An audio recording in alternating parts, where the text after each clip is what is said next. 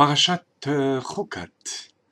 Et on est quelques jours avant Gimel Tammuz, avant la 20e Hiloula du Rabbi. Espérons que avant ce jour fatidique, on puisse avoir la venue de Mashiach avec Triat Hametim, Vehu Beroshenu, avec le Rabbi. Alors, Chuka, ça veut dire une loi irrationnelle qui dépasse la raison.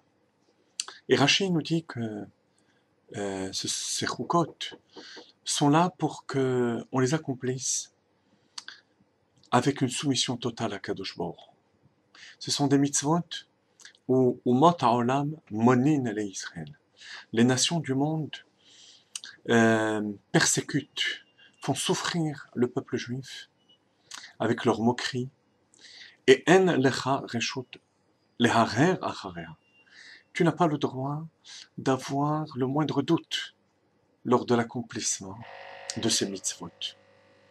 Ce qui dérange Rashi ici, c'est non pas la notion de chok, de loi qui dépasse la raison, parce que ça, on en parle déjà dans Bereshit, avec Avraham, Ekev asher shama Avraham, lekoli vaishmo, mishmarti, chukotai, mitzvotai, vedorotai, chukot, on en a déjà parlé.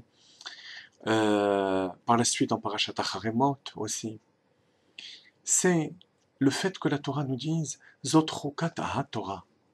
C'est le chok de la Torah. Comme s'il y avait dans les lois de la vache rousse, qui sont là pour purifier la personne qui a contracté l'impureté de la mort, il y a dans cette mitzvah un chok au-delà de tous les chukim.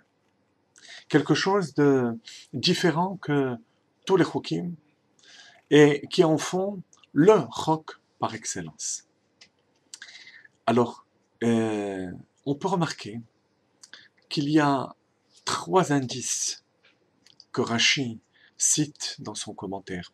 Premièrement, il parle de Umot ha'olam, des nations du monde, et non pas du Yetzer hara, du mauvais penchant, comme dans les autres versets qui parlent de la notion de chok. Là-bas, il parle du Yetzer hara, du mauvais penchant. Là, il ne parle pas du mauvais penchant. Umot ha'olam. Ensuite, il parle de moquerie. Dans les autres cas où le chok est cité, Rashi nous parle plutôt de ta'anot, d'arguments, quelque chose qui se tient.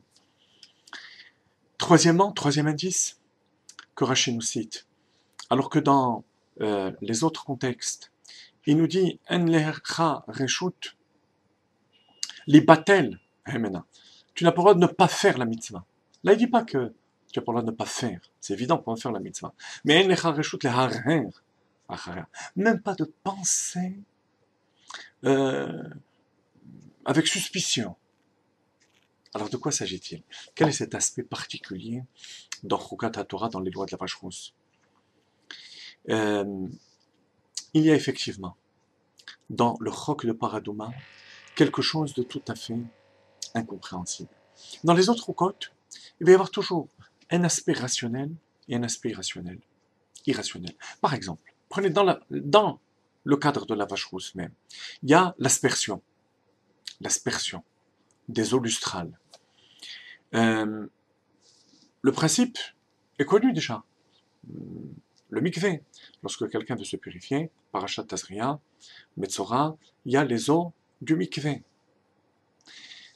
Il y a un aspect irrationnel, c'est que dans le haza'a, dans l'aspersion des eaux lustrales, c'est que quelques gouttes vont suffire à purifier complètement la personne impure.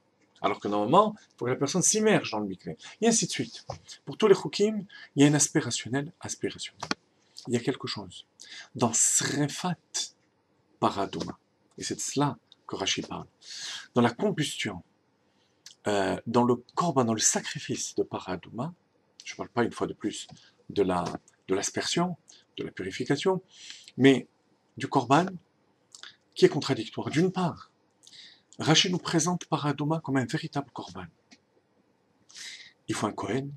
Et quel Kohen? Le Sagan Kohen Gadol, le vice Kohen Gadol. Ensuite, il faut qu'il y ait une aspersion, Haza'a, El Nochach Pnei Ohel Moed, en face de la tente d'assignation, en face du Hechal, du sanctuaire, du Beth Amikdash. Et tout fait penser tout à fait à un korban. À la différence qu'il ne se fait exclusivement, ce korban, qu'à l'extérieur.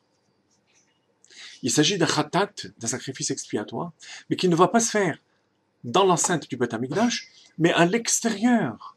Ça, c'est contradictoire. Et les Umot HaOlam, qui arrivaient par milliers au Beth Amikdash, n'oublie pas qu'eux aussi pouvaient faire des sacrifices, et admirer les festivités, pardon, et l'élévation du peuple juif au moment des fêtes, vous voyez quelque chose de tout à fait contradictoire. Un service qui ne se fait pas dans le temple. Alors que le korban, la bête elle-même, est un véritable korban. Ne pas confondre avec le Saïr la Azazel. Lui, pour lui, il y avait une partie à l'extérieur, une partie à l'intérieur. Et en fait, toute sa vocation, c'était de jeter les fautes à l'extérieur. Donc il est normal qu'une partie se pratique à l'extérieur. Mais par Adouma, les lois d'Avachrous, à l'extérieur, alors que c'est un korban. Alors vous voyez, lorsque des mitzvot sont complètement au-delà de la raison, contradiction totale, le Yitzhara du juif ne peut pas agir, parce que quoi de plus normal que Dieu, qui est au-delà de la raison, ordonne des mitzvot qui sont au-delà de la raison.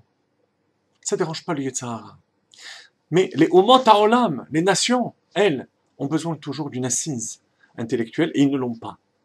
Ils ne l'ont pas. Et c'est pourquoi, ici Rashi ne dit pas qu'il est question de ne pas faire la mitzvah. Il est évident qu'on va faire la mitzvah. Mais les moqueries, les sobriquets, les moqueries des nations risquent de nous affaiblir au niveau de la pensée. Donc il ne s'agit pas de combat intérieur, ça c'est pour les autres Kim, mais de la fierté du message que l'on porte avec Paradouma.